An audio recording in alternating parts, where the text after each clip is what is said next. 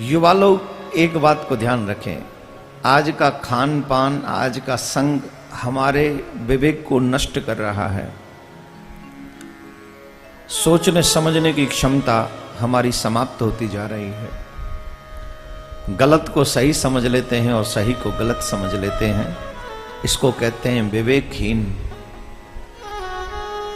एक बात जीवन भर याद रखना, आंखों से अंधा होना, आंखों से अंधा होना ये तो भाग्य की बात है। आंखों से अंधा होना ये तो भाग्य की बात है, मगर विवेक से अंधा होना ये दुर्भाग्य की बात है। आंखों से अंधा होना ये भाग्य की बात है, विवेक से अंधा होना ये दुर्भाग्य की बात है। आंख के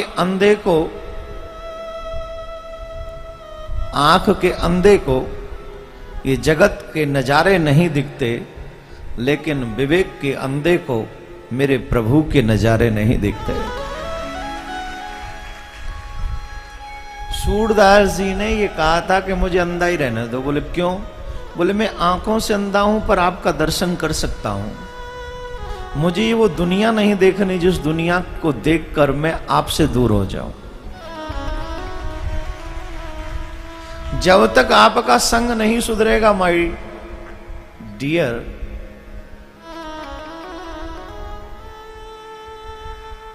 तब तक आपका विवेक जागृत नहीं होगा। बिनु सत्संग न हरि भगत, तेहि बिन द्रवहि न राम। बिना सत्संग के विवेक नहीं होगा। बिनु सत्संग विवेक न होई, और बिना सत्संग के विवेक नहीं होगा, भक्ति नहीं होगी, और भक्ति के बिना राम कृपा नहीं करेंगे। जिन जिन को विवेक जागृत करना है उनको एक और बात बता दें कि नहीं? बताएं। एवरी डे भगवान के चरणों का चरणोदक पान कीजिए। हर दिन जो जीव हर दिन भगवान के चरण का चरणोदक पान करता है, वो अकाल मृत्यु नहीं मर सकता कभी। धीरे बजाइए ना ताली।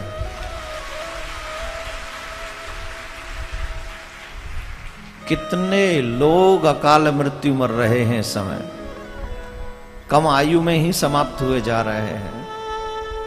क्यों? क्योंकि हम आचारहीन हो गए हैं, विचारहीन हो गए हैं, और न जाने क्या क्या कहें सब। भगवान के चरणोदक पान करने वाले को बहुत कुछ मिलता है। जो नित्य भगवान के चरण का चरणोदक पान करते हैं, अकाल मृत्यु हरणम सर्व व्याधि विनाशनम विष्णु पादोदकम पीत्वा पुनर्जन्म न विद्यते। वो कभी अकाल मृत्यु नहीं मर सकता जो भगवान नारायण के, कृष्ण के चरणों का चरणोदक पान करता है। सर्व व्याधि, जो हमारे जीवन में तमाम व्याधि लगी रहती हैं, उनको व्याधि नहीं सताती हैं। और की तो बात क्या कहें, नित्य परमात्मा का चरणोदक पान करने वाला व्यक्ति पुनर्जन्म नहीं लेता, उसका मुक्ति हो जाता है। लेकिन शर्त है, जो चरणोदक पान करे वो अंगूर का रस पान न करे। ये शर्त है। अंगूर का रस समझ रहे हैं कि कुछ और कहें? वो मदिरा न पिए, वो मांस भक्षण न करे। भगवान के चरण का चरणोदक पान करने वाला कभी अकाल मृत्यु से नहीं मर सकता, पुनर्जन्म नहीं होगा, मोक्ष प्राप्त करा देता है। भक्ति के तमाम रास्ते हैं, मुक्ति के तमाम रास्ते हैं। डिपेंड है कि तुम्हें पसंद क्या है, तुम चाहते क्या हो, कौन से मार्ग पर चलकर अपने प्रियतम से मिलना चाहते हो। ये तुम्हारे ऊपर है, ये तुम्हें सोचना है। आप उस रास्ते को एक्सेप्ट कीजिए। भगवान ने कथाओं के माध्यम से, सत्संग के माध्यम से, प्रवचन के माध्यम से तमाम रास्ते बताए हैं। वो चले तब, विश्वास करे तब।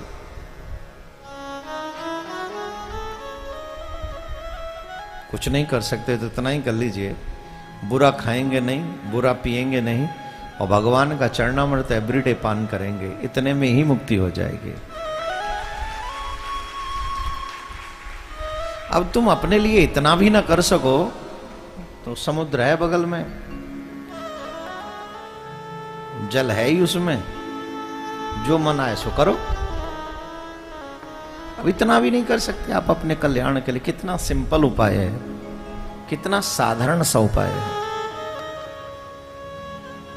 हमको करना चाहिए, निश्चित करना चाहिए। अपने कल्याण के संदर्भ में हमको सोचना चाहिए। बोलो राधे राधे। तो कल का कथाक्रम याद करें। परम श्रद्धेय श्री सुखदेव जी महाराज गंगा के तट पर विराजमान राजा परीक्षित को कथा श्रवण करा रहे हैं, और राजा परीक्षित अपना सर्वस्व भुलाकर कथा में विराजमान है। क्यों? उन्हें पता है कि उनकी मृत्यु नजदीक है। क्या मालूम है? हम सबको पता है हमारी मृत्यु 7वें दिन है, लेकिन हम लोग केयरफुल नहीं है, हम लोग केयरलेस है। और परीक्षित जी महाराज केयरलेस नहीं, केयरफुल है। जब परीक्षित जी को पता है कि मेरी मृत्यु होने वाली है, तो परीक्षित जी ने मृत्यु को महोत्सव में बदलने का उपाय किया है।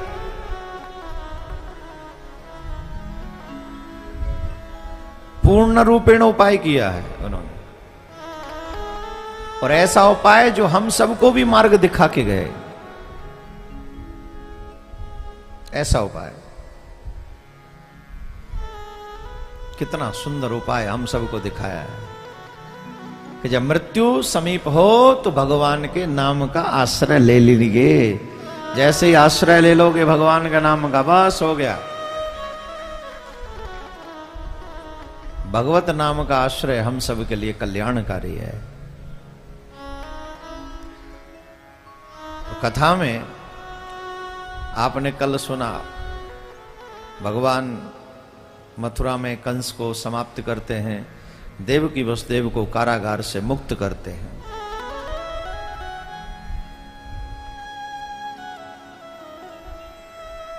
कारागार से मुक्त करने के बाद मथुरा का राजा उग्रसेन जी को ही बनाते हैं।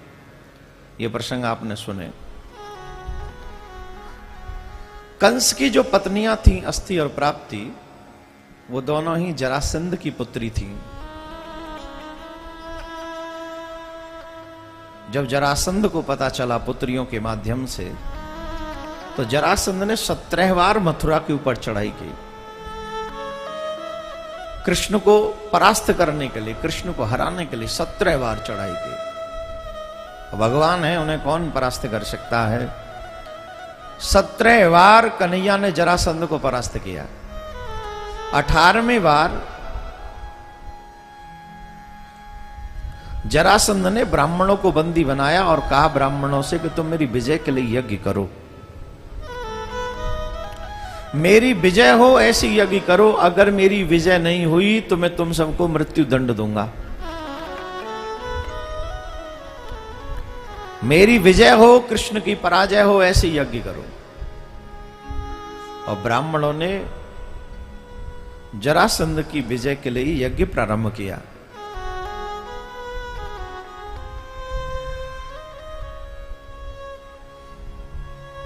भगवान का अवतार किस लिए होता है बताइए? धर्म के रक्षा के लिए होता है कि नहीं? गीता पढ़ी है? यदा यदा धर्मस्य,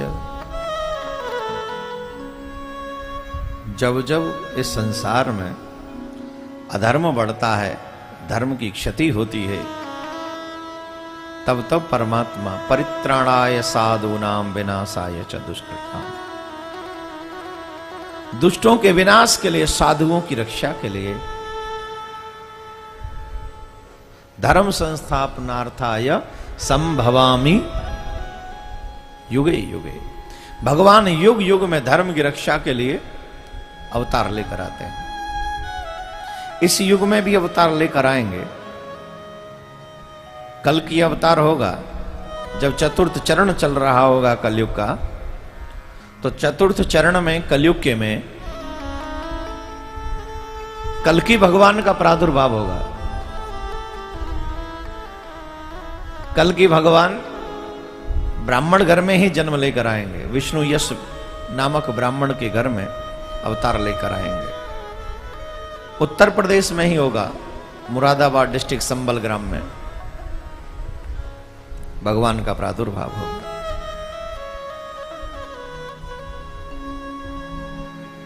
और अपने हाथ में भाला लेकर सभी पापियों का वध कर देंगे और पुनः सतयुग का प्रारंभिकरण होगा। इस तरीके से भगवान का कलयुग में भी अवतार होना है।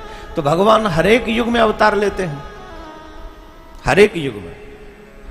और अवतार लेने का एकमात्र रीजन धर्म की स्थापना।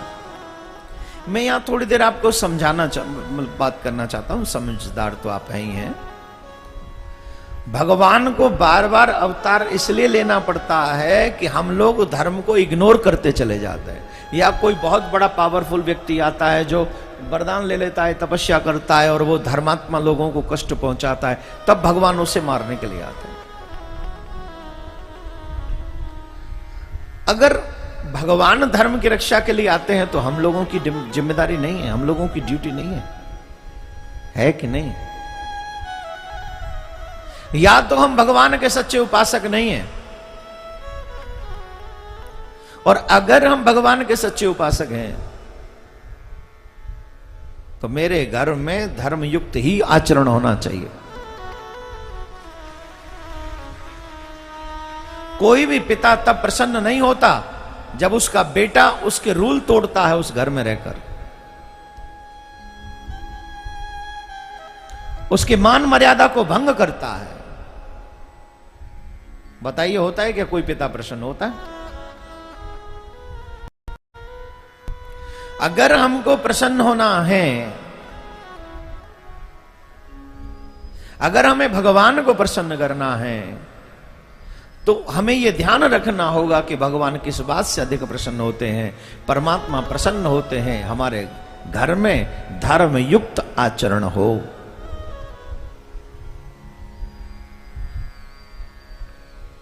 हमारे यहां धर्म सिर्फ कथा सुनने से आप धर्मात्मा नहीं होंगे। कथा को जीवन में धारण करो तो धर्मात्मा होंगे। कितनी बड़ी समस्या है। हम यहां कथा सुनने आते हैं, हमारे घर में 4 आदमी पी के पड़े रहते हैं। हम ठाकुर जी के नाम गाते हैं और हमारे घर में ठाकुर जी की आरती ही नहीं होती है।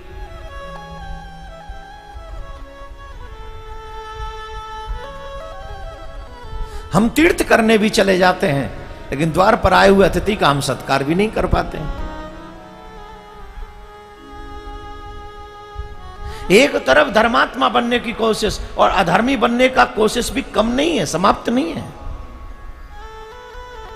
कैसे भगवान मिलेंगे? मैंने जब कथा शुरू की थी तब एक पंक्ति सुनी थी, मेरे दिमाग में टिकी हुई है। वो जाति नहीं, वो पंक्ति, परम पिता से प्यार नहीं, परम पिता से प्यार नहीं, शुद्ध रहा व्यवहार नहीं। इसीलिए तो आज देख लो सुखी कोई परिवार नहीं। खूब पैसे वाले बैठे हैं पर सुखी कोई परिवार नहीं। अशांति बनी हुई है, कॉन्टिन्यू बनी हुई है। क्यों? बोले परम पिता से प्यार। जो सुख देते हैं उन्हीं से प्यार नहीं है, जो शांति देते हैं उनके प्रति हमारी श्रद्धा नहीं है, धर्मयुक्त आचरण हमारे घर में नहीं है।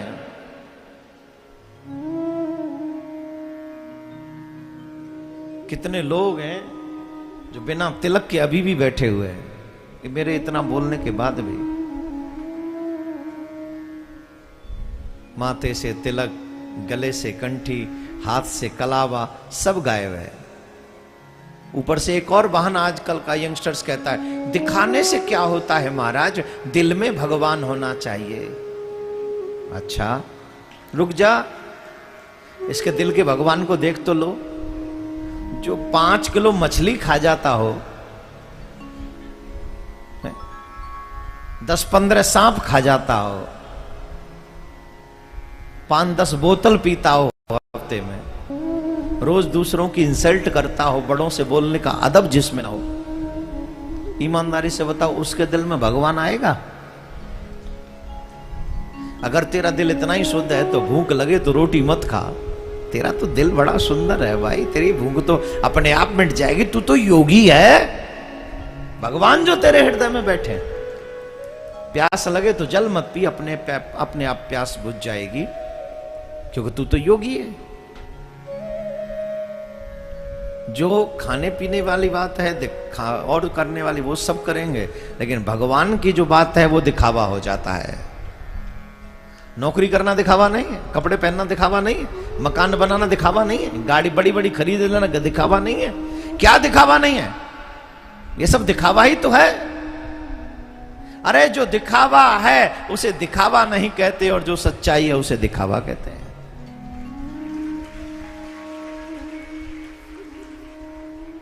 तो इसीलिए तो आज देख लो सुखी कोई परिवार नहीं, इसीलिए सुखी नहीं है। क्यों? क्योंकि सच्चाई से प्यार नहीं है, व्यवहार शुद्ध नहीं है, आहार शुद्ध नहीं है।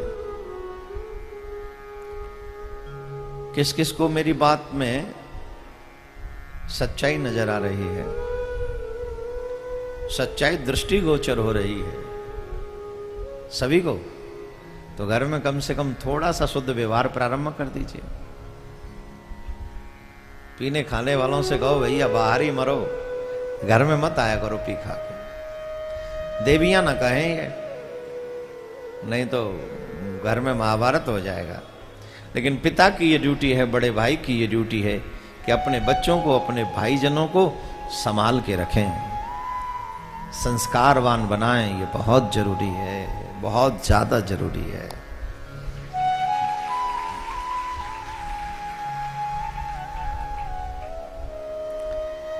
ब्राह्मणों को बंदी बनाया, भगवान धर्म की रक्षा करने के लिए आते हैं।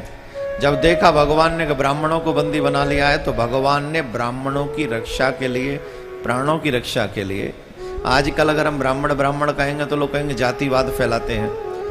बात जातिवाद की नहीं है, कब कौन व्यक्ति क्या बना क्या जाने, और सब लोग एक ही जाति में बार बार जन्म नहीं लेते हैं। लेकिन ब्राह्मण भगवान का मुख है, और भगवान के मुख के द्वारा ज्ञान हमें प्राप्त होता है। और ज्ञान जब प्राप्त होता है उससे पूरा ब्रह्मांड, वो जब ज्ञान कोई ब्राह्मण देते तो यहाँ जाति पूछ कर नहीं बैठा ले कि यहाँ सिर्फ ब्राह्मण ही हैं कि नहीं, यहाँ सिर्फ क्षत्रिय हैं कि नहीं, यहाँ सिर्फ ठाकुर ही हैं या वैश्य हैं कि नहीं, या शूद्र तो नहीं है, ऐसा कह के यहाँ ब्राह्मण देव कोई ज्ञान नहीं देते हैं। ब्राह्मण के मुख से जो ज्ञान मिलता है वो सभी को, जैसे नदी का जल सबको देता है, बारिश का जल सबको मिलता है, वैसे ही ब्राह्मण के मुख से निकला हुआ ज्ञान भी, ये ब्राह्मण का पर्सनल नहीं है, बल्कि भगवान ब्राह्मण को माध्यम बनाकर हम सभी को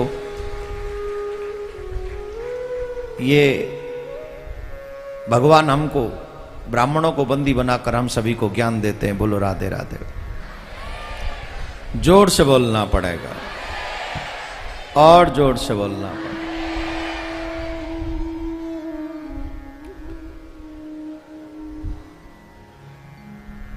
तो भगवान जो हमें देते हैं, ब्राह्मणों के प्राणों की रक्षा के लिए, ब्राह्मण ने, क्योंकि अगर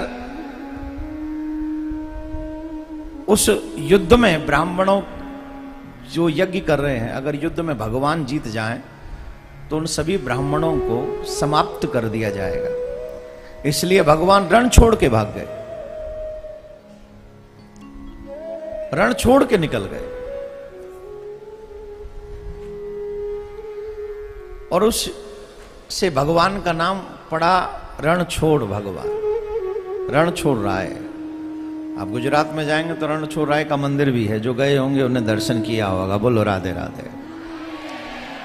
अब ये गलत बात है। और जोर से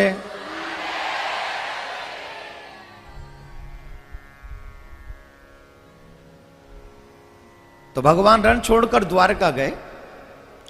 भगवान के संकल्प मात्र से द्वारका बन गई, सिर्फ संकल्प मात्र से, सिर्फ संकल्प के मात्र से। अब रात जितने भी ब्राह्मण, जितने भी यदुवंशी मथुरा में थे, वो सभी रात्रि रात्रि में सोते सोते द्वारका पहुंच गए। वहां जब जगे तो देखने लगे, भाई इस नगर का द्वार कहां है, द्वार कहां है, द्वार कहां है। इसलिए उस नगर का नाम द्वारका पड़ा। और भगवान द्वारका में लीला करना उन्होंने प्रारंभ किया। ब्रज में 11 वर्ष 56 दिन रहे, 12.5 वर्ष मथुरा में रहे, और उसके बाद 100 वर्ष कन्हैया ने लीला की है द्वारका में। तो भगवान ने प्रमुखतः 125 साल अपनी लीला इस धराधाम पर की है, कृष्ण अवतार में 125 साल।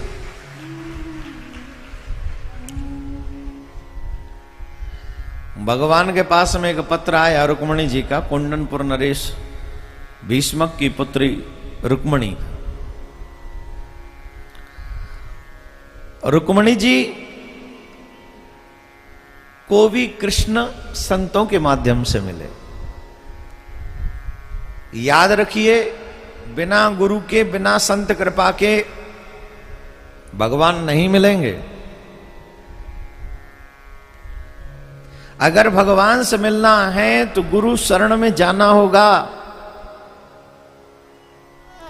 संतों के पास जाना होगा। ये कथा बड़ी प्यारी है।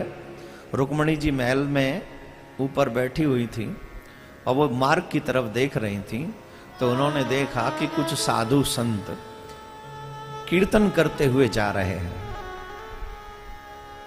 और जब कीर्तन करते हुए जा रहे हैं तो रुक्मणी जी ने अपनी दासी को भेजा, देख कर आओ क्या है, कौन है। तो संतों ने बताया, हम द्वारका से आ रहे हैं भगवान के दर्शन करके।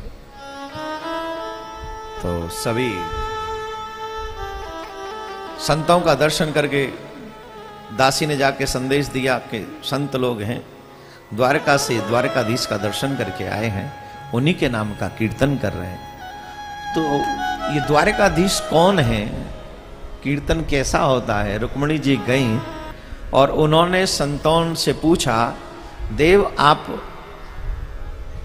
किनका नाम जप रहे हैं। बोले द्वारकाधीश का नाम। ये द्वारकाधीश कौन है। बोले तुम नहीं जानती हो।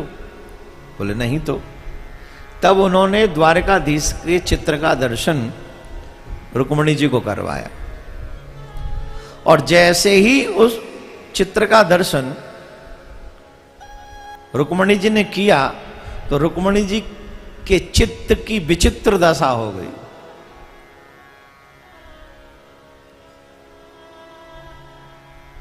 जिन्होंने एक बार भी कन्हैया के उस सांवरी सूरत का दर्शन तो छोड़िए, उनकी पूरी कथा भी सुन ली हो तो उनका मन दीवाना हो जाता है। अब कहेंगे इस बात का क्या प्रमाण है।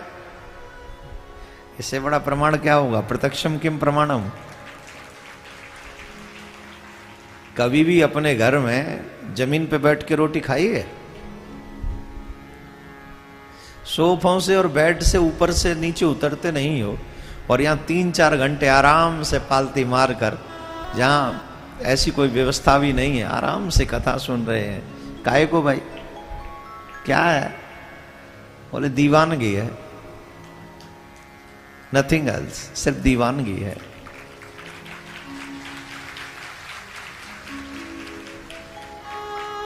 अरे जो दीवाने वही बजा रहे हैं, जो बेकार हैं वो तो है, हमें क्या लेना देना।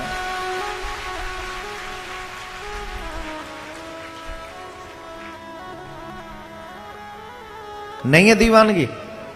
हाँ, मान लिया कि कई लोग ऐसे भी बैठे हैं कि नहीं, हमें तो आपने कहा कि भागवत सुनने से कुछ मिलता है, इसे वो कुछ लोग जरूर हैं ऐसे, लेकिन मोस्टली दीवाने लोग बैठे हैं, ठाकुर जी के दीवाने।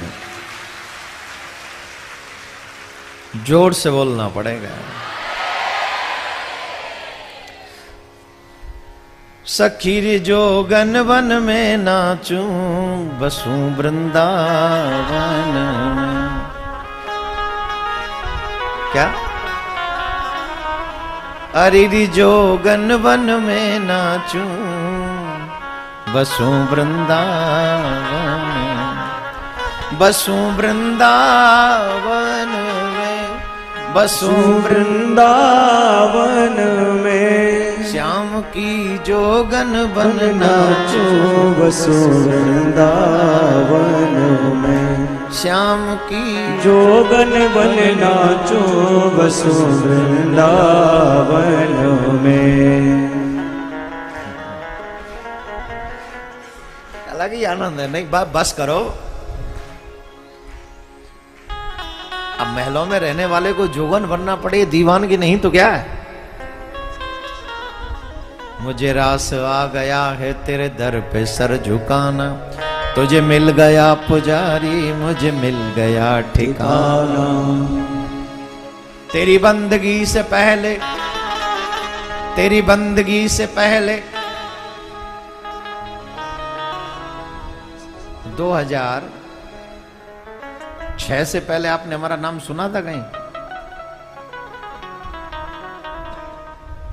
सुना था शायद 4 में या 5 में हम पहली बार आस्था चैनल पर लाइव कथा किए थे। 4 में या 5 में, फिर 6 में किए, 7 में तो शायद मुंबई आए थे। अगर हम कथा न करते और घर ही बैठे रहते या कुछ और करते, आपकी तरह जो आप कर रहे हो, खूंटा ठोक जो भी हो रहा है, ये उठा वो पटक, वो पटक, वो उठा वो रख, वो वहां से ले वहां दे, अगर यही कर रहे होते तो हमें कोई आप लोग जान पाते हैं? तेरी बंदगी कमाल कर गई, तेरी बंदगी कमाल कर गई, नाम मेरा ऐसा कि बेमिसाल कर गई। तेरी बंदगी से पहले मुझे कौन जानता था, होठों पे जो न होता तेरे नाम का तराना। तुझे मिल गया पुजारी, मुझे मिल गया ठिकाना। अच्छा, कोई हॉलीवुड बॉलीवुड वाले भी फेमस हो जाते हैं थोड़ा बहुत, लेकिन उनका दायरा बहुत सीमित है माय डियर। 10-20 साल ही रह पाते हैं, उसके बाद स्टार बदल जाते हैं। बदलते हैं कि नहीं? तुलसीदास जी का स्टार बदला क्या? जवाब दीजिए। तुलसीदास जी का स्टार बदला? बोलिए। मीराबाई का, नरसिंह का, वाल्मीकि जी का, भक्त रैदास जी का बदला?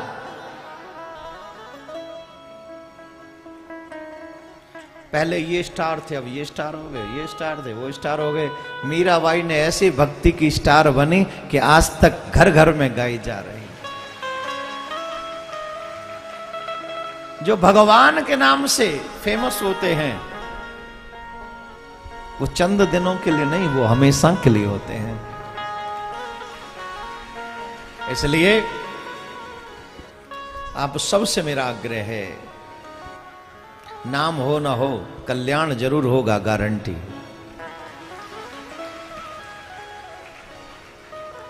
हो लागी छूटे ना अब तो चाहे जाए जिया, तेरी कसम लागी छूटे ना, हर लागी छूटे ना। अब तो सनम चाहे जाए जिया, तेरी कसम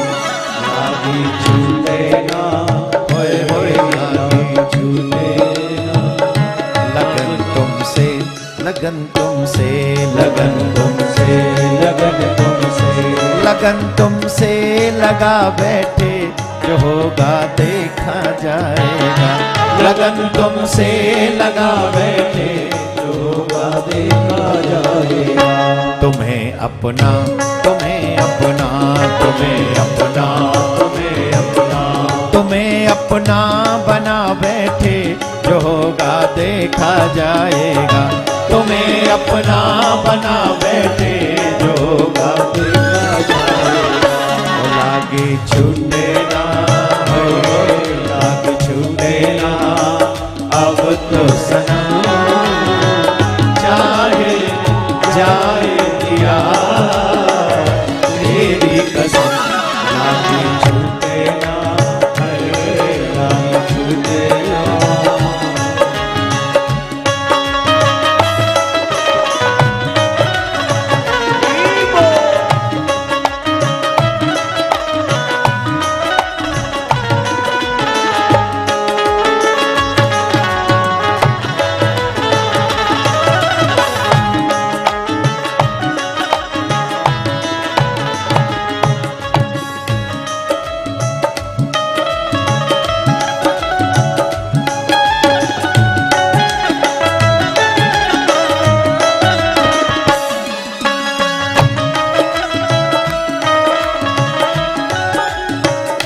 हमें डर था कि ये दुनिया हमें बदनाम कर देगी।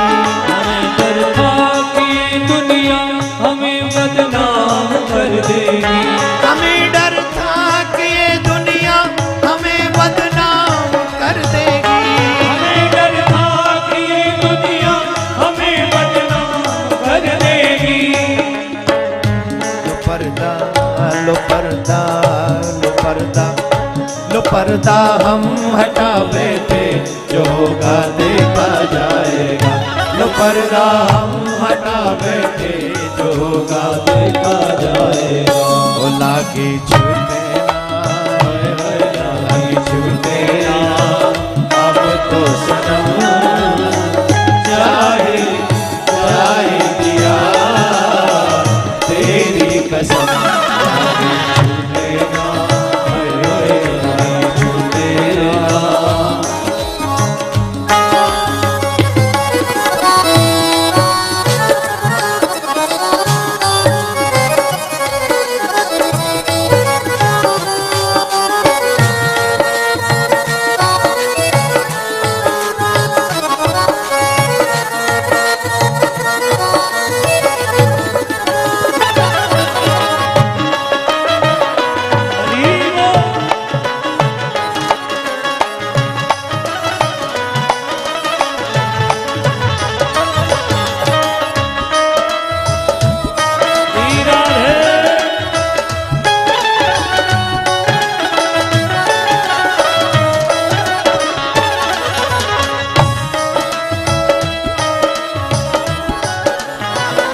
तुम्हारी सांवरी सूरत मेरे दिल में समाई है। तुम्हारी सावरी सूरत मेरे दिल में समाई है। तुम्हारी सांवरी सूरत मेरे दिल में समाई है। तुम्हारी सावरी सूरत मेरे दिल में समाई है। तुम्हें दिल में, तुम्हें दिल में, तुम्हें दिल में, तुम्हें दिल में, तुम्हें दिल में बसा बैठे, जो होगा देखा जाएगा।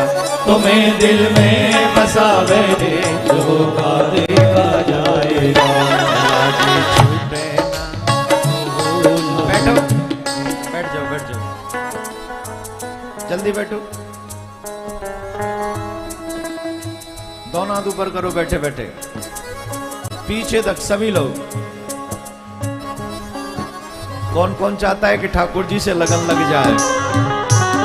बैठ जाएंगे सभी, बैठ गए वो ऊपर दोनों हाथ। हो लागी छूटे लागी छूटे ना, अब तो सनम जाए जाए दिया, तेरी कसम। छूटे ना,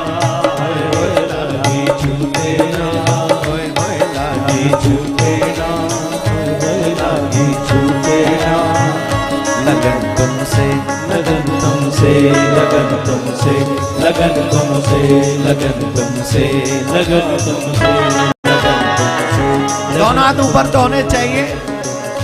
लगन तुमसे लगा बैठे, जो होगा देखा जाएगा। लगन तुमसे लगा बैठे, जो होगा देखा जाएगा। तुम्हें अपना, तुम्हें अपना, तुम्हें अपना, तुम्हें अपना, तुम्हें अपना बना बैठे, जो होगा देखा जाएगा। तुम्हें अपना बना बैठे, जो होगा देखा जाएगा। भोला की हाय हाय लागी छूटे ना, लागी छूटे ना, लागी छूटे ना, लागी छूटे ना।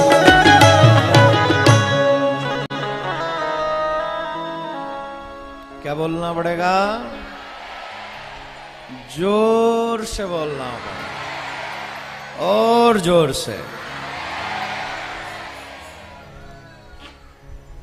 विराज जाएंगे सभी जो पीछे खड़े हैं, वहीं बैठ जाएं। अब देर से आए हो तो यही होगा, जहां स्थान मिले वहां बैठ जाइए आप सभी, और वार्तालाप कोई ना करें।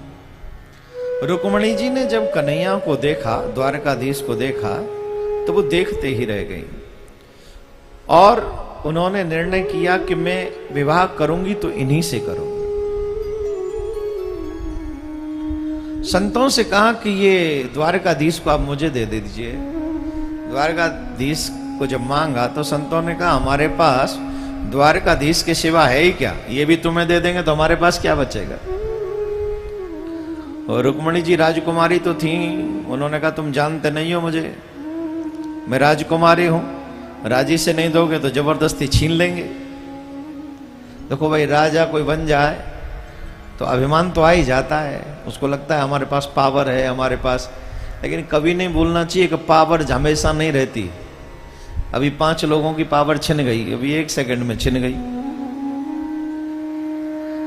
किसके पास कितनी पावर रहेगी ये भगवान डिसाइड करेगा, लेकिन पावर का मिसयूज करेंगे तो ठाकुर जी उस पावर को भी हमसे छीनने में 1 मिनट लगाएगा। पावर दे तो धर्म बढ़े। आपके पास बल की पावर है, धन की पावर है, सत्ता की पावर है, कोई भी पावर है, आपको सिर्फ अपने धर्म को आगे बढ़ाना चाहिए, यही सच्ची पावर है। जो धर्म को साथ में रखते हैं उनकी पावर कभी जाती नहीं, और जो सिर्फ धर्म के लिए या सत्ता के लिए धर्म का उपयोग करते हैं वो आते भी हैं और जाते भी हैं, ये तो एक कंटिन्यू है, उसमें तो कोई बड़ी बात नहीं। रुक्मणी बोली आप जानते नहीं हो, हम राजकुमारी हैं, तुमसे जबरदस्ती छीन सकते हैं। साधुओं ने कहा बेटी तुम भी जानती नहीं हो कि हम साधु हैं, जो काम तेरी पूरी सेना नहीं कर सकती वो हम सिर्फ एक सांप देकर ही कर सकते हैं। और याद रखना, हम अपने भगवान के लिए अपने प्राण भी दे सकते हैं, अपने प्राण दे सकते हैं। मुझे प्रसंग याद आ रहा है राजा नृक का। भगवान श्री कृष्ण राजा नृक की बात समझाते हुए, नृक की कथा तो आपको कई बार मैंने सुनाई है, आपने सुनी होगी। 1 गाय 2 बार दान में दे दी ब्राह्मणों को। भगवान ने उनका भगवान का दर्शन उस राजा नृक को हुआ जब वो राजा नहीं थे, बहुत बड़े गिरगिट के रूप में थे। भगवान का कर कमल स्पर्श हुआ तो उन्होंने अपने रूप में आ गए, वास्तविक रूप में आ गए। जब वास्तविक रूप में आ गए तो उनको बताया। भगवान ने पूछा तुम ऐसे कैसे बने, गिरगिट कैसे बने? तो उन्होंने बताया महाराज, एक जो खूब दान देते थे, गाय के खुरों को, चरणों को सोने में मड़वा के, सींगों को सोने में मड़वा के दान दिया करते थे। लेकिन 1 गाय 2 बार दान में दे दी 2 ब्राह्मणों को, गलती से, बाई मिस्टेक। उसका परिणाम हुआ कि राजा को गिरगिट बनना पड़ा, उसी का परिणाम हो। सोचिए कितनी कठिन बात थी। तो भगवान ने उस समय अपने सभी यदुवंशियों से एक बात कही, हे यदुवंशियों,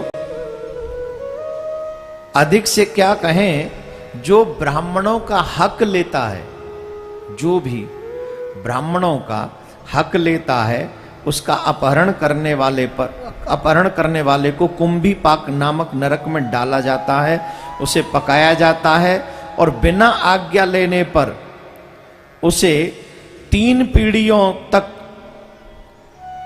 और जबरदस्ती लेने देने पर 10 पीढ़ियों पूर्व की पीढ़ी और 10 पीढ़ी बाद की पीढ़ी नष्ट कर डालता है। अगर किसी ब्राह्मण का कोई धन आपने ले लिया और दिया नहीं, राजी से लिया, रख लिया, नहीं दिया, तो कुंभीपाक नामक नरक में 3 पीढ़ियों तक रहना पड़ेगा। और अगर जबरदस्ती छीना है तो 10 पीढ़ियों तक, 10 पीढ़ी पूर्व की और 10 पीढ़ी बाद की नष्ट कर डालता है ब्राह्मण का एक धन। और सबसे बड़ी बात, स्वयं कहा, स्वदत्ताम परदत्ताम वा ब्रह्म वृत्तिम हरेच्चय 60 वर्ष सहस्त्राणी विष्टाया जायते क्रमिहि। अपने या दूसरे के द्वारा दी गई ब्राह्मणों की वृत्ति का जो मनुष्य हरण करता है, वह 60,000 वर्षों तक विष्टा का कीड़ा बनता है। यदि ब्राह्मण अपराधी हो, तो ये फिर बाद में पूरा वर्णन किया है, 60,000 वर्षों तक उस व्यक्ति को भ्रष्टा मलमूत्र का कीड़ा बनना पड़ता है। जो ब्राह्मण में साधु का, भक्त का, उसका हक छीनता है। और उसका हक क्या है? जो आप संकल्प करते हैं, आपने संकल्प किया, झूठ बोल दिया, फिर नहीं किया, तो उसका दुष्परिणाम ये है। और यह जबरदस्ती छीन भी लेते हैं आजकल, तो कौन मानता है ब्राह्मण, और ये सब छीन लेते हैं। लेकिन मैं और आप माने या न माने, लेकिन एक बात याद रखना, rules made by the God can never be change. भगवान के जो रूल हैं वो चेंज होने वाले नहीं हैं। उन्होंने इस संसार को चलाने के लिए नियम बनाए हैं। हम लोग सामाजिक तौर पर कंट्री वाइज अपने अपने संविधान, अपने अपने रूल अलग होते हैं, जो समय समय पर बदलते रहते हैं। परंतु परमात्मा ने जो इस सृष्टि के रूल बनाया है, कर्मण्येवाधिकारस्ते, तुम जो कर्म करोगे वो फल मैं तुम्हें दूंगा, ऐसा नियम जो भगवान ने बनाया है, वो नियम सब पे लागू है, तुम पे, मुझ पे, हम सब पे, और उससे कोई बच नहीं सकता, उस रूल से कोई नहीं बच सकता। अब एक बात, कई लोग कहते हैं हम नहीं मानते, वो तो स्थिति ये हो गई, एक बिल्ली के पीछे कुत्ता भागा जा रहा था, एक बिल्ली के पीछे कुत्ता भाग रहा था। बिल्ली मुड़ेल पे चढ़े तो कुत्ता मुड़ेल पे चढ़े, बिल्ली घर में घुसे तो कुत्ता घर में घुसे, बिल्ली दगरे में भागे तो वो भी दगरे में भागे, और बिल्ली जहां जहां जाए वहां कुत्ता पीछे पीछे भागे, भागी जाए। उसको, बिल्ली को लगा कि एक काम करती हूँ, आंखें बंद कर लेती हूँ, मैं कुत्ते को दिखूंगी नहीं। और वो आंखें बंद करके बीच रास्ते में बैठ गई। और फिर क्या हुआ होगा आप जान सकते हैं। क्या हुआ होगा? गोविंदाय नमो नमः। वजह? बोले तेरी आंख बंद है, कुत्ते की थोड़ी बंद। तेरी आंख बंद है, और तेरी आंख बंद है तो तुझे नहीं दिखेगा कुत्ता, लेकिन उसे तो वो तू दिखेगा। ठीक वैसे ही मैं मानूं या न मानूं, हो सकता है मैं नहीं मानूं कि मुझे कोई काल आएगा, कोई उधर समय देगा, परिणाम देगा, मुझे वो नहीं दिख रहा है इसलिए मैं नहीं मान रहा हूं। लेकिन सच यह है कि उसे मैं सब कुछ दिख रहा है, मेरा एक एक कर्म दिख रहा है, उसके कर्म से मेरे कर्म एक भी छिपा नहीं है, हर एक कर्म को वो देख रहा है मेरे को। इसलिए आप सबसे आग्रह मेरा, भक्त, ब्राह्मण और संत, इन तीनों का अपराध कभी मत कीजिएगा, जाने अनजाने में भी मत कीजिएगा। मैं इसलिए बार बार बोलता हूं कि मैं आपको बचाना चाहता हूं। आप अगर अपराध करेंगे तो मेरे और रूल, आपके रूल वहां नहीं चलेंगे, वहां भगवान के ही रूल चलेंगे। इसलिए साधुओं ने कहा कि रुक्मिणी, तुम हमें अपने राज्य का अहंकार दिखाती हो, तुम जानती भी हो हम क्या कर सकते हैं। तो रुक्मिणी को अपनी गलती का एहसास हुआ और रुक्मिणी जी ने चरण पकड़ लिए साधुओं के, महाराज क्षमा करना, द्वारकाधीश को पाने के मोह में मैं ऐसा बोल गई, मैं क्षमा चाहती हूँ, आप मुझे क्षमा कर दीजिए, मुझे अपनी बेटी समझ के क्षमा कर दीजिए और ये द्वारकाधीश मुझे दे दीजिए बस, अगर ये नहीं मिले तो मैं अपने प्राण त्याग दूंगी। संत महात्मा और सम्माननीय लोगों के आगे विनम्रता से जो कुछ कहना हो विनम्रता से कहें, जो भी आपको मांगना है विनम्रता से मांगिए। अगर आप डराने धमकाने की बात करेंगे तो हो सकता है वो आपको कुछ ना कहे, पर परमात्मा आपको छोड़ेगा नहीं, राधे राधे बोलना पड़ेगा, जोर से बोलना पड़ेगा। तो मेरे प्यारे, रुक्मिणी जी को संतों ने द्वारकाधीश दे दिए और द्वारकाधीश से रुक्मिणी जी प्रेम करने लगी, द्वारकाधीश के चित्र से ही। रुक्मिणी का भाई है रुक्मी, रुक्मी चाहता है रुक्मिणी जी का विवाह हो जाए शिशुपाल से। ध्यान देंगे सभी, व्यक्ति की जैसी प्रवृत्ति होती है उसका संग भी वैसा ही होता है। बहुत से लोगों से पूछो, भाई तुम पीते खाते क्यों हो? बोले महाराज क्षमा करना, हमारा सोसाइटी ऐसा है। कैसा है सोसाइटी? बोले महाराज अपने सोसाइटी में ये सब करना पड़ता है, नहीं तो काम नहीं चलता। वाह, क्या गजब का एक्सक्यूज है। मैं आपसे क्वेश्चन करूं, आप कहते हो हमारी सोसाइटी ऐसा है, मैं आपसे पूछूंगा वो सोसाइटी बनाया किसने? किसने बनाया? मैंने? आपके मम्मी पापा ने नाम सेलेक्ट करके दिए थे कि इनको अपनी सोसाइटी में रखना, अपने संग में रखना, या भगवान ने ऊपर से लिस्ट बनाकर भेजी थी कि इनको तुम अपनी लिस्ट में रखना? बताइए जरा, वो सोसाइटी सेलेक्ट किसने की? आपने।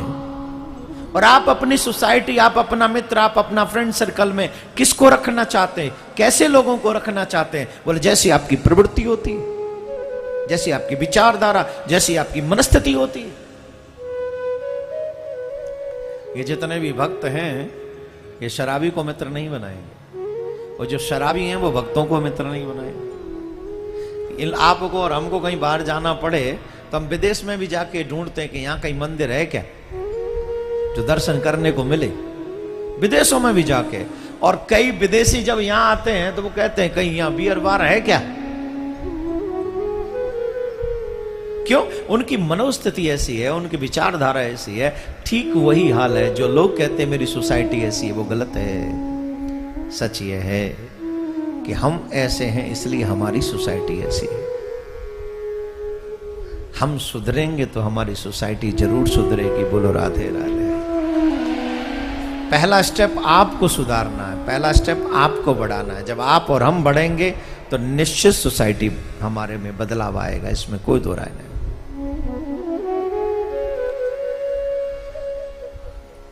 वो रुक्मी की सोसाइटी शिशुपाल से है। वो चाहता है कि मेरी बहन का विवाह शिशुपाल के साथ में हो जाए, और रुक्मिणी जी चाहती हैं कि मेरा विवाह कन्हैया के द्वारकाधीश के साथ हो जाए। और जब रुक्मी को पता चला कि मेरी बहन द्वारकाधीश से प्रेम करती है तो शिशुपाल को कहा भैया जल्दी आ जाओ, ब्याह ले जाओ बस। तो इन्होंने भी एक पत्र द्वारकाधीश को भेज दिया। देखिए कितनी विचित्र बात है, वहां शिशुपाल दूल्हा बनकर आ गए और यहाँ द्वारकाधीश भी पहुंच गए, और द्वारकाधीश रुक्मिणी जी का हरण करके ले गए। और पहला विवाह मेरे ठाकुर जी ने रुक्मिणी जी के साथ में किया। बोलो राधे राधे। ऐसे और जोर से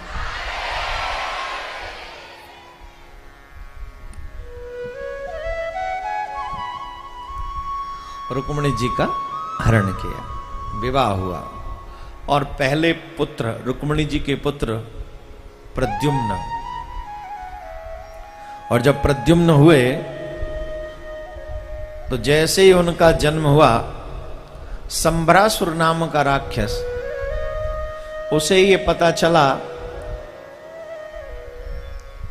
कि कृष्ण द्वारकाधीश का प्रथम पुत्र, ज्येष्ठ पुत्र, वो मुझे मारेगा, उसी के द्वारा मेरा वध होगा। तो जैसे ही प्रद्युम्न जी का जन्म हुआ, संभरासुर आया और प्रद्युम्न को लेकर चला गया और समुद्र में जाके फेंक दिया। प्रद्युम्न को समुद्र में एक मछली ने निगल लिया। मछली को एक शिकारी ने पकड़ लिया, मछली पकड़ने वाले ने पकड़ लिया, और वो मछली संभरासुर की किचन में पहुंच गई। याद रखिए कुछ बातें, मृत्यु को हम और आप टाल नहीं सकते, टाल ही नहीं सकते। जीव के जन्म से पहले मृत्यु फिक्स है। जन्म बाद में होता है, मृत्यु पहले फिक्स हो जाती है, फिक्स है। और तीन चीजें फिक्स हैं, time, place and reason. Time, place and reason. कौन से स्थान पे, कौन से समय और किस वजह से, ये तीनों फिक्स है। तो जब ये फिक्स ही हो चुका है तो एक बात बताइए, जीवन सच्चा है कि मृत्यु? बोलिए, झूठा कौन है, जीवन की मृत्यु है? मोहब्बत किससे है, जीवन से कि मृत्यु से है? तो झूठ से मोहब्बत करोगे तो सुख पाओगे कभी? झूठे से मोहब्बत करोगे तो सुख मिलेगा? जिंदगी तो बेवफा है, एक दिन ठुकराएगी। वाह वाह तो करो।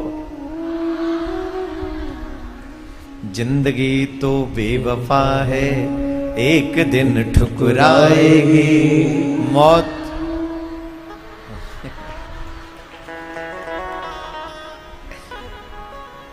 अच्छा करना है ये।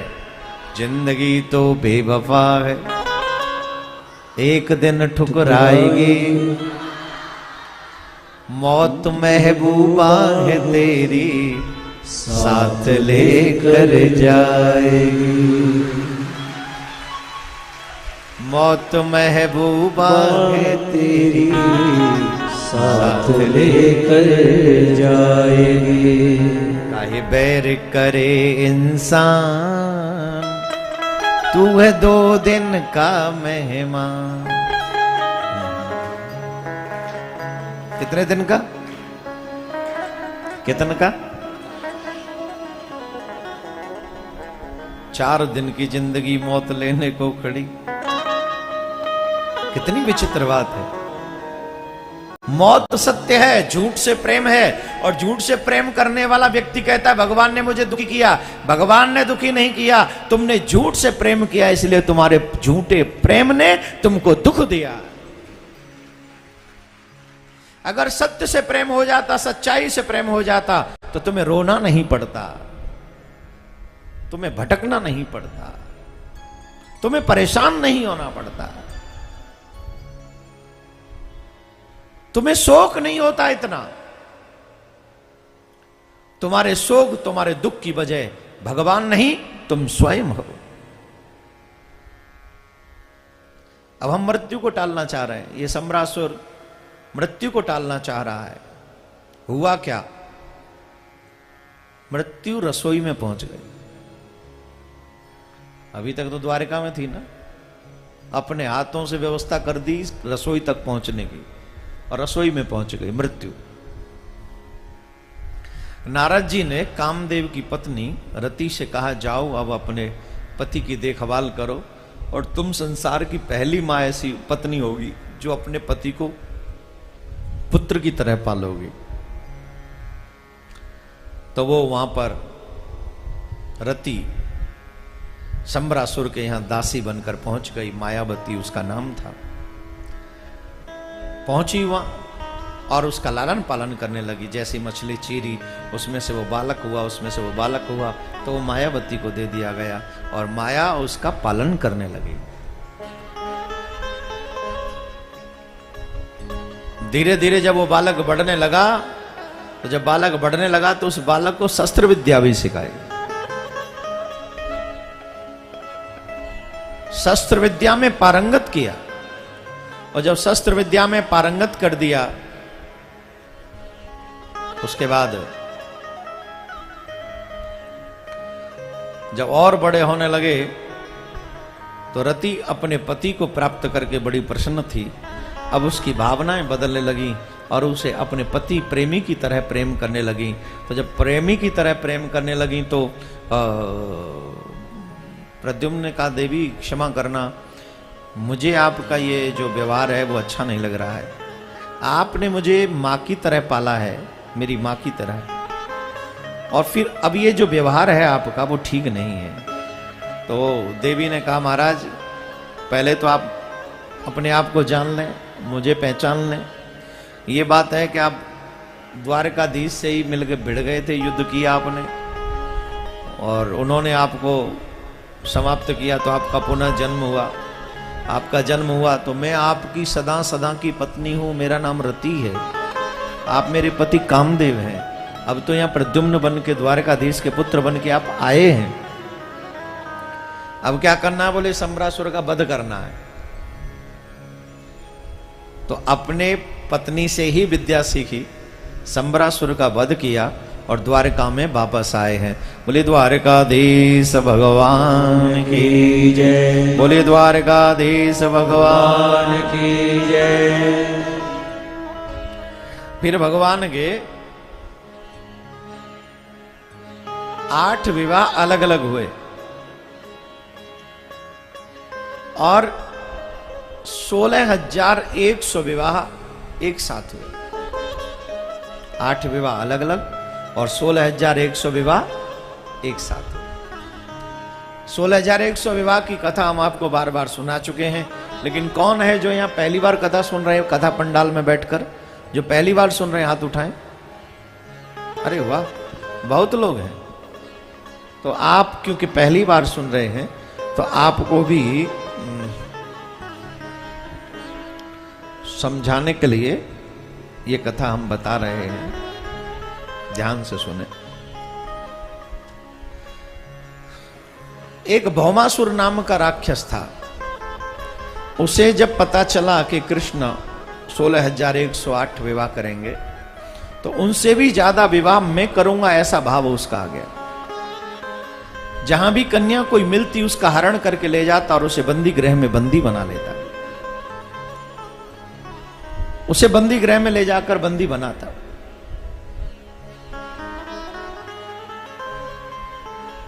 ऐसे 16,100 कन्याएं हो गईं। और जब 16,100 कन्याएं हो गईं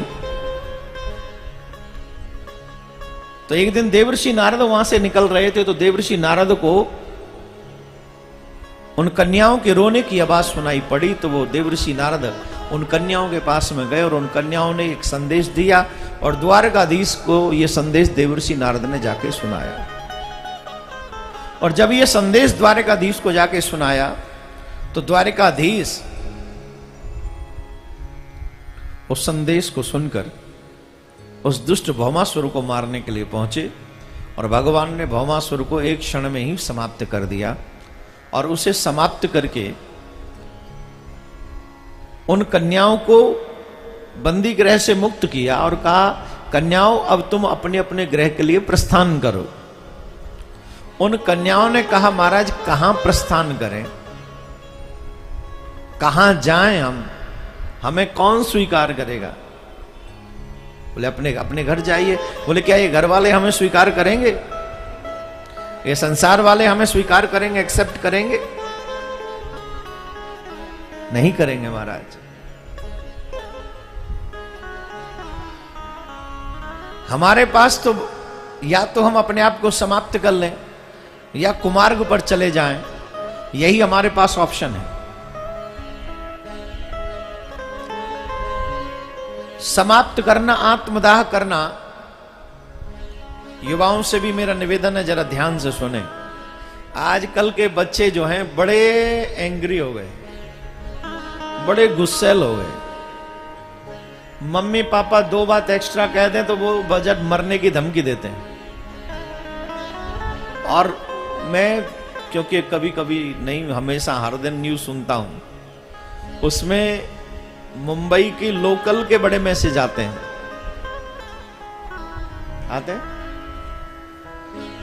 आज ये स्टैंड करते हुए देखे गए, आज ये स्टैंड, वीडियो भी बनाते हैं और वायरल करते हैं। मुझे नहीं पता वो कौन से माँ बाप की औलाद हैं जिनके माँ बाप इतने केयरलेस हैं कि अपने बच्चों को इतना फ्री छोड़ देते हैं। लेकिन फिर भी मैं युवाओं से हाथ जोड़ के एक प्रार्थना करूंगा, प्लीज आप मेरी इस प्रार्थना को स्वीकार कीजिए। भगवान ने बहुत प्यारी सी जिंदगी आपको दी है। इस संसार में कुछ भी नुकसान हो जाए आप उसकी भरपाई कर सकते हैं, लेकिन अगर हार कर आप अपने आप को समाप्त कर लें तो ये वो कमी है, ये वो हार है जिसकी कोई भरपाई आप कभी नहीं कर सकते, जन्म जन्मांतर तक नहीं कर सकते।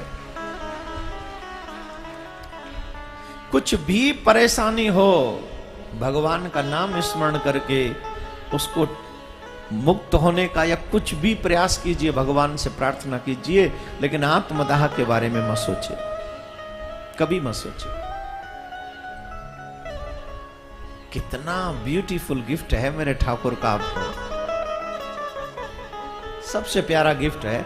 और इस संसार में जो भगवान ने जितनी भी सृष्टि बनाई है, उस सब सृष्टि में सबसे प्यारा अगर कोई है तो ये मानव है। इस मानव को भगवान ने सोचने, समझने, कर्म करने, मुक्त होने, भगवान से मिलने तक का अधिकार प्राप्त कराया है। और उस मानव जीवन को पाकर हम सिर्फ खिलवाड़ करें अपनी जिंदगी के साथ। जैसे लोकल ट्रेन में हम लोग कभी कोई चलती ट्रेन में चढ़ रहा है, कभी ऊपर उसे लटक कर वो करते हैं, क्या बोलते हैं उससे, करते हैं ना लटक लटक के कुछ, ये गलत है। मैं तो चाहूंगा कि महाराष्ट्र की सरकार को उस पर सख्त कार्रवाई करनी चाहिए। उसके लिए कानून बनाना चाहिए कि अगर बच्चा ऐसा पकड़ा गया तो उसके जो है कुछ होगा, ऐसा करना चाहिए। है कानून है, अच्छा है, फिर भी कर रहे हैं। अब बड़े बलवान लोग हैं भाई। भारतीयों में एक और कमी है, कानून फॉलो ही नहीं करते हैं। आप विदेशों में जाइए, नहीं ये बहुत दुख की बात है, तकलीफ की बात है, ये अच्छी बात नहीं है। आप विदेशों में जाइए, वहां लोग रूल फॉलो करने को अपनी शान समझते हैं और यहां रूल ब्रेक करने में अपनी शान समझते हैं। उसके पीछे वजह यही है, वहां बड़े लोगों को भी सजा मिल जाती है गलती करने पर, और यहां बड़े लोग बच जाते हैं गलती करने पर। इसलिए ये नेट जो है इसमें थोड़ी कमी आ रही है।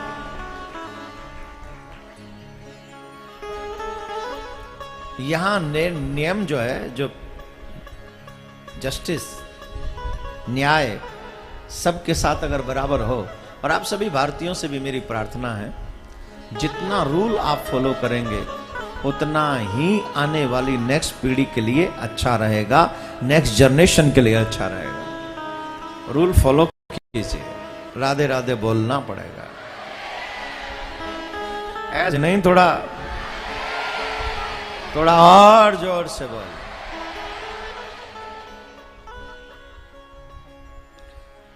अगर एक स्वर में बोले, एक ही साथ बोले तो ज्यादा अच्छी लगेंगी। बेसुरा होना जरूरी थोड़ी है।